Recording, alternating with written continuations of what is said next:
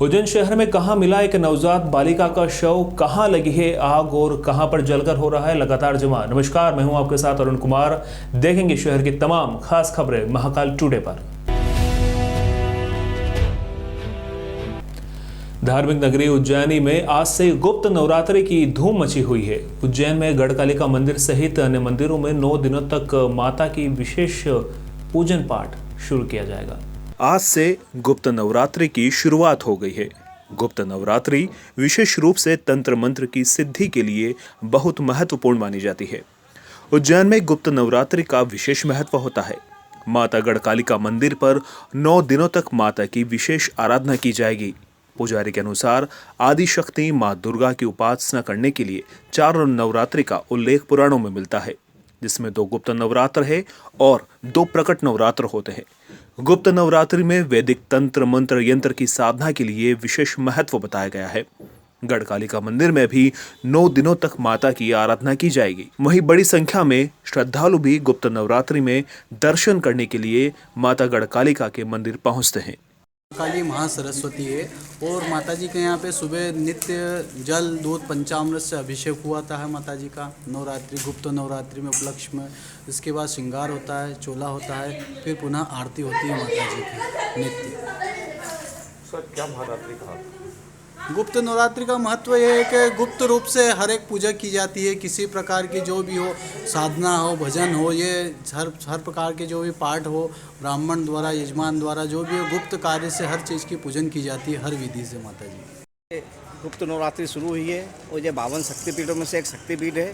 तो सबसे महत्वपूर्ण बात यह है कि यहाँ माता जी की कोने गिरी थी और एक गुजरात के अंदर शक्तिपीठ माता जी का मंदिर है, हरसद्दी माता में दिन भर वहाँ रहती है और रात भर यहाँ पे रहती है। और आज से गुप्त नवरात्रि शुरू हुई है। सभी धर्म प्रेमी जनता आज सुबह से दर्शन करने आ रही है और गुप्त नवरात्रि का बहुत बड़ा महत्व है। जो तंत्र मंत्र शक्ति पूजा जाप वाप करने वालों के लिए बहुत महत्वपूर्ण रहता है। 2 साल में 2 गुप्त नवरात्रि रहती है। ये गुप्त के हिसाब से चलती है, 2 चेतन रहती है।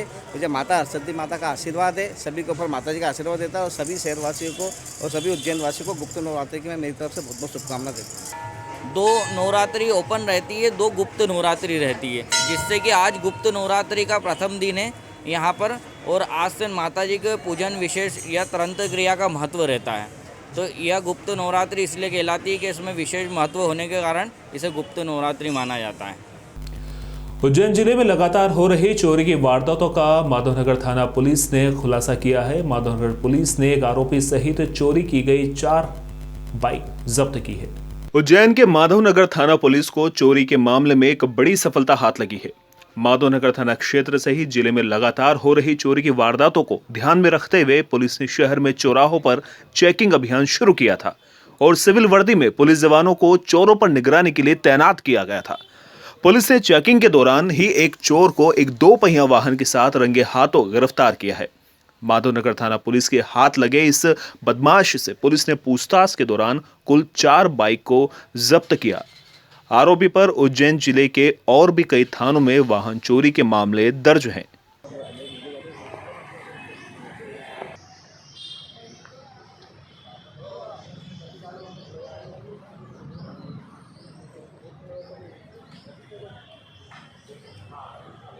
विगत कुछ दिनों से वाहन चोरी की घटनाएं बढ़ रही थी, जिसमें माधवनगर पुलिस द्वारा जो हॉट स्पॉट है वहाँ पे अपने सादा वर्दी में जवान तैनात किए थे। उसके आधार पे एक आरोपी को पकड़ा गया है और उससे पूछताछ में फिर 3 और मोटरसाइकिल, कुल 4 मोटरसाइकिल बरामद की है। और भी कोई पुराने अपराध है सर इसके? हाँ, ये तराना क्षेत्र का रहने वाला है, तो तराने में भी इसका चोरी के अपराध है। ये क्या करता था बेसिकली? गाड़ियों को चोरी करता? जैसे 0 पॉइंट कलारी के आसपास जो लोग हैं अहाते में चले जाते थे, तो उन पर नज़र रखते हुए फिर धीरे से उसका लॉक खोल के और गाड़ी ले जाता था। उज्जैन कलेक्टर आशीष सिंह ने बुधवार को महतपुर तहसील के गांवों का भ्रमण कर जल जीवन मिशन की हकीकत देखी। यहां गांव बावलिया में 50% ग्रामीण जलकर जमा नहीं कर रहे हैं। कलेक्टर ने ग्रामीणों पर समय से जलकर भरने की अपील की। वहीं एक गाँव में उन्हें 100% जल कनेक्शन देखने को भी मिला, वहीं उनका बिल भी 100% भरा जा रहा है। ग्राम रनायरा पीर में कलेक्टर ने स्वास्थ्य केंद्र और आंगनवाड़ी का भी निरीक्षण किया। स्वास्थ्य कार्यकर्ता गैर हाजिर मिली, इस पर कलेक्टर ने 7 दिन का वेतन काटने के निर्देश दिए हैं। निरीक्षण के दौरान एसडीएम केसी ठाकुर, महिला बाल विकास की जिला परियोजना समन्वयक गौतम अधिकारी एवं विकास खंड स्तर के अधिकारी मौजूद थे। आपका क्या नाम है? लाली भाई चौहान। अच्छा, तो फिर आप लोग वसूली नहीं करा पा रहे हो अभी? हाँ, गंभीर डैम कैचमेंट एरिया से आसपास के खेत वाले किसान लगातार पानी की चोरी का प्रयास कर रहे हैं। वहीं दूसरी ओर पीएचई की टीम ने भी अपनी कमर कस रखी है। वे लगातार मोटर जब्त कर रहे हैं। वर्तमान रबी सीजन अपने अंतिम दौर में है और गेहूं की फसल को आखिरी पानी देने के लिए कृषकों द्वारा सिंचाई के लिए मोटरें लगाई जा रही है। इन परिस्थितियों को देखते हुए गंभीर नदी के पेट्रोलिंग कार्य हेतु गठित दोनों पीएचई सर्चिंग दलों द्वारा भी अपनी सक्रियता बढ़ाते हुए लगातार गांवों में नदी किनारे सघन चेकिंग अभियान चलाया जा रहा है। इस क्रम में रविवार को पेट्रोलिंग दल क्रमांक 1 द्वारा ग्राम लिम्बोदा नाहरखेड़ी के समीप नदी में एक 3 HP open well motor pump को चलते हुए पाए जाने पर जब्त करने की कार्रवाई की गई। इस दल द्वारा इस सीजन में 15वीं मोटर जब्त की गई है। सहायक यंत्री राजीव शुक्ला के अनुसार आयुक्त नगर पालिका निगम के निर्देशों पर लगातार अभियान जारी रहेगा और गंभीर नदी से पानी चोरी करने वालों के विरुद्ध इसी प्रकार से सख्त कार्रवाई की जाती रहेगी। हालांकि इस वर्ष नियमित अंतराल से मावठे की बारिश एवं सिंचाई हेतु नर्मदा जल उपलब्ध रहने से जनवरी माह की समाप्ति पर गंभीर में 1750 MCFT से अधिक पानी बचा हुआ है, जो कि गत वर्ष की तुलना में लगभग 250 MCFT से अधिक है। इसे देखते हुए उम्मीद है कि इस वर्ष ग्रीष्म काल में पेयजल संकट की स्थिति नहीं बनेगी। गंभीर में श्रीमान कलेक्टर महोदय द्वारा पेयजल परिरक्षण अधिनियम लागू किया गया है। उसके परिपालन में आयुक्त नगर निगम द्वारा 2 पेट्रोलिंग दलों का गठन किया गया है, जो दिन और रात लगातार गंभीर के किनारे सर्चिंग करते हुए और मोटर जब्ती की कार्यवाही कर रहे हैं। चूँकि वर्तमान में रबी सीजन चल रहा है और इस समय किसान लोग फसल के लिए पानी भी ले रहे हैं, तो और उनकी सक्रियता को देखते हुए हमारी गैंग ने भी अपनी सक्रियता बढ़ाते हुए लगातार दबिश दे रही है और मोटर जब्ती की कार्रवाई कर रही है। विगत कुछ दिनों में हमने 15 मोटर पंप गंभीर के कैचमेंट एरिया से जब्त किए हैं। इसके अलावा किसानों को समझाइश भी दी गई है जगह जगह कि भाई ये नदी का पानी हमको उज्जैन के लिए सुरक्षित रखना है, जिससे गर्मियों में पानी की कोई समस्या शहर में ना आए और आप इसमें अनधिकृत रूप से मोटर पंप न चलाएं, अपने सोर्स से ही पानी लें, मोटर से पानी नदी का पानी ना लें। इसके लिए हम उनको समझाइश भी दे रहे हैं और जब्त भी कर रहे हैं और अगर मोटर चलती हुई पाई जाती है किसी भी खेत में तो उसको जब्त भी किया जा रहा है। उज्जैन में जन सुनवाई के दौरान एक शासकीय पट्टे की भूमि को फर्जी तरीके से आवेदन करके अपनी पत्नी के नाम करवाने का एक मामला सामने आया है। फर्जी तरीके से रजिस्ट्री करने के मामले का खुलासा तब हुआ जब वर्तमान में कब्जाधारी ने खसरा निकलवाया तो खसरा पटवारी की पत्नी के नाम से निकला। जानकारी लगने पर शिकायतकर्ता ने शिकायत जन सुनवाई में उज्जैन कलेक्टर आशीष सिंह से की। मंगलवार को कलेक्टर के सामने एक अनोखा मामला सामने आया है। जन सुनवाई में तराना तहसील के ग्राम कायथा से पहुंचे आनंदीलाल पिता मांगीलाल ने जिलाधीश के समक्ष उपस्थित होकर बताया कि गांव में हमारे सह खातेदारों के नाम से 2 बीघा कृषि भूमि स्थित है, जो शासन द्वारा पट्टे के माध्यम से हमें प्रदान की गई थी। उक्त जमीन पर शिकायतकर्ता अभी भी खेती कर रहे हैं। आवेदक ने शासकीय कार्य के लिए जब भूमि का रिकॉर्ड निकाला तो रिकॉर्ड में भूमि देवकुंवर पति विक्रम सिंह के नाम से निकली।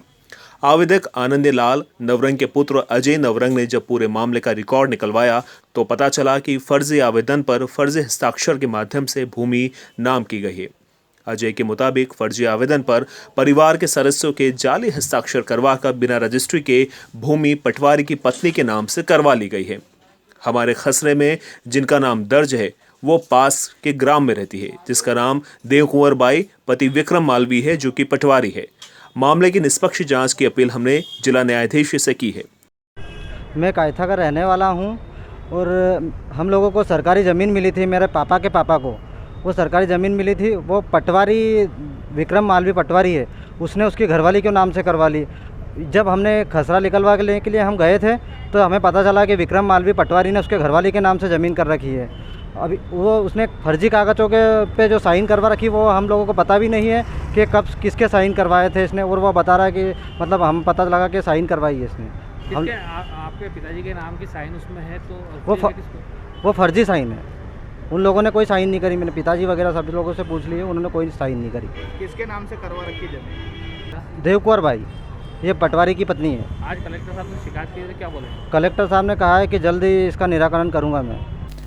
उज्जैन के विद्यानगर में अलखमेहर धाम के समीप बुधवार को कायस्थ समाज के कार्यालय का शुभारंभ हुआ। उद्घाटन समारोह में पूर्व महाधिवक्ता एवं वरिष्ठ समाजसेवी आनंद मोहन माथुर मुख्य अतिथि के रूप में शामिल हुए। प्रेस से चर्चा में पूर्व महाधिवक्ता माथुर ने कहा कि उज्जैन से उनका पुराना नाता है। उनकी प्रारंभिक शिक्षा उज्जैन के दौलतगंज स्कूल में हुई। शहर से उनका विशेष लगाव इसलिए है। कायस्थ समाज के जिला अध्यक्ष दिनेश श्रीवास्तव ने कहा, कायस्थ समाज का ये केंद्रीय कार्यालय होगा। समाज द्वारा शहर में होने वाले धार्मिक आयोजन के समय समाज आगे बढ़कर सेवा कार्य करता आया है और आगे भी करता रहेगा। जरूरत पड़ने पर यह कार्यालय कायस्थ समाज हित सहित अन्य समाज के लोगों के लिए भी खुला रहेगा। श्री मंगल सिंह सुमन उज्जैन के एक बड़ी हैसियत थे। मेरा उनसे मिलना जुलना था और उज्जैन डॉक्टर श्री मंगल सिंह सुमन की वजह से भी जाना जाता था। यहाँ पर जो ज्योतिर्लिंग है, मैं समझता हूँ कि हिंदुस्तान में ऐसा ज्योतिर्लिंग बहुत कम है। आप जानते हैं कि ज्योतिर्लिंग 12 हैं, लेकिन 12 में जो महाकाल का महत्व है वो महत्व किसी का नहीं है। यहाँ की परंपरा ये रही है कि लोग अपने एक धोती एक कुर्ता पहन के और पूजा करवाती हैं। आपसे एक बात और कहना चाहता हूँ, और वो ये कहना चाहता हूँ कि आज देश की हालत ठीक नहीं है। उज्जैन में कायस्थ समाज का एक केंद्रीय कार्यालय की शुरुआत की गई है। इसमें मुख्य अतिथि हमारे समाज के, कायस्थ समाज के ही नहीं, संपूर्ण भारत में एक ऐसी छवि रखने वाले जो जन कल्याण के लिए काम करते हैं, मानव के लिए काम करते हैं, ऐसे पूर्व महाधिवक्ता आदरणीय आनंद मोहन माथुर साहब, उनके हाथों से फीता कटवाया गया है। उसके अवसर पर अन्य समाज के गणमान्य हमारे वरिष्ठ लोग भी मौजूद थे। एक ऐसी आवश्यकता लग रही थी उज्जैन में कि समाज के लोग जब कहीं काम करने निकलते हैं तो उन्हें किसी एक बैठने के स्वतंत्र स्थान की आवश्यकता लगती है। तो कायस्थ समाज ने एक ऐसा प्रयास किया। हमें यहाँ विद्यानगर में एक कम्युनिटी हॉल में स्थान आदरणीय मोतीलाल श्रीवास्तव जी के प्रयास से मिला है। निश्चित रूप से समाज के लोग जो चाहते हैं उस पर हम काम करेंगे। ये हमारे लिए सौभाग्य का अवसर है कि उज्जैन कायस्थ समाज को आज एक केंद्र के रूप में स्थान मिल गया है। आगर रोड स्थित 5 नंबर नाके पर देर रात रिलायंस जियो के टावर में भीषण आग लग गई। क्षेत्रवासियों की सूचना के बाद फायर ब्रिगेड ने मौके पर पहुंचकर आग पर काबू पाया। गनीमत रही कि आग पर जल्दी काबू पा लिया गया, वरना आसपास के घरों में आग लगने से बड़ी जनहानि का नुकसान हो सकता था। चिमनगंज थाना क्षेत्र के अंतर्गत उज्जैन के आगर रोड पर 5 नंबर नाके पर लगे रिलायंस जियो के टावर में देर रात अचानक भीषण आग लग गई। कुछ ही देर में आग ने पूरे टावर को अपनी चपेट में ले लिया। यहां मोबाइल टावर में लगे इलेक्ट्रॉनिक उपकरण और केबल पूरी तरह से जलकर खाक हो गई। क्षेत्रवासियों ने दमकल को सूचना दी, जिस पर दमकल कर्मियों ने मौके पर पहुंचकर आग पर काबू पाया। हालांकि तब तक काफी अधिक नुकसान हो चुका था। रिलायंस के जियो टावर में धातु को छोड़कर सभी सामान जलकर खाक हो गए।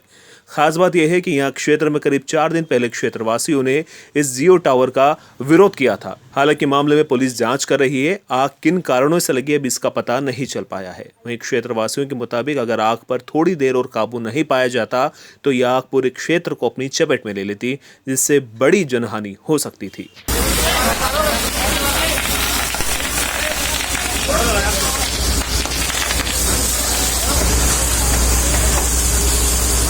नीलगंगा थाना क्षेत्र की तिरुपति ड्रीम्स कॉलोनी में नाले के समीप एक नवजात बालिका का शव पड़ा मिला। इस शव को कुत्ते अपना शिकार बना रहे थे। कॉलोनी के लोगों ने कुत्तों को भगाया और उसकी सूचना पुलिस को दी। पुलिस ने मामले में मर्ग कायम कर जांच शुरू कर दी है। जानकारी देते हुए माधवनगर थाना पुलिस तरुण कुरिल ने बताया कि तिरुपति ड्रीम्स कॉलोनी के लोगों ने सूचना दी थी कि नाले के समीप कुछ कुत्ते एक नवजात बालिका का शव नोच रहे हैं। इस सूचना पर पुलिस मौके पर पहुंची और शव को बरामद किया। शव को जिला अस्पताल के पोस्टमार्टम कक्ष पहुंचाया गया। थाना प्रभारी कुरिल के अनुसार प्री मैच्योर डिलीवरी से बालिका का जन्म हुआ होगा। शव काले रंग की पन्नी में लिपटा हुआ था। इस आधार पर पता चला है कि डिलीवरी किसी नर्सिंग होम में हुई होगी। शहर के सभी नर्सिंग होम से उनके यहां होने वाली डिलीवरी के संबंध में जानकारी मांगी जा रही है। फिलहाल मर्ग कायम कर जांच की जा रही है। उज्जैन के महाकाल मंदिर में राजाधिराज बाबा महाकाल को भस्म आरती में भस्म रमाकर पूर्ण किया गया। बाबा का जलाभिषेक कर श्रृंगार के बाद श्री पंचायती महानिर्वाणी अखाड़े के प्रतिनिधि ने बाबा को भस्म अर्पण की। भस्म आरती के दौरान बाबा का आकर्षक श्रृंगार किया गया। धार्मिक नगरी उज्जैनी में विश्व प्रसिद्ध बाबा महाकाल के दरबार में प्रतिदिन होने वाली बाबा महाकाल की भस्म आरती तड़के 4 बजे की गई। महाकाल के गर्भगृह में आज तड़के बाबा महाकाल की भस्म आरती की गई। यहाँ बाबा महाकाल का आकर्षक और नयनाभिराम श्रृंगार किया गया। श्रृंगार के पश्चात बड़े हर्षोल्लास से बाबा महाकाल की भस्म आरती की गई। ऐसी मान्यता है कि बाबा की एक झलक पाने से हर व्यक्ति विशेष हो जाता है। भस्म आरती में श्रद्धालुओं के प्रवेश पर पूरी तरह प्रतिबंध होने से यहाँ भस्म आरती बगैर श्रद्धालुओं के हुई। नित्य प्रतिदिन होने वाली भस्म आरती में बाबा महाकाल का पंचामृत अभिषेक हुआ, अर्थात दूध, दही, घी, शक्कर एवं शहद से बाबा को नहलाया गया। उसके बाद चंदन का लेपन कर सुगंधित द्रव्य चढ़ाए गए और बाबा को भांग और सूखे मेवे से श्रृंगारित किया गया। इस बीच पंडितों द्वारा मंत्रोच्चारण भी किए गए। फिर बाबा को श्वेत वस्त्र उड़ाकर भस्म रमाई गई। भस्मीभूत होने के बाद झांझ, मंजीरे, ढोल, नगाड़े, शंखनाद और जय महाकाल के उद्घोष के साथ बाबा की भस्म आरती की गई।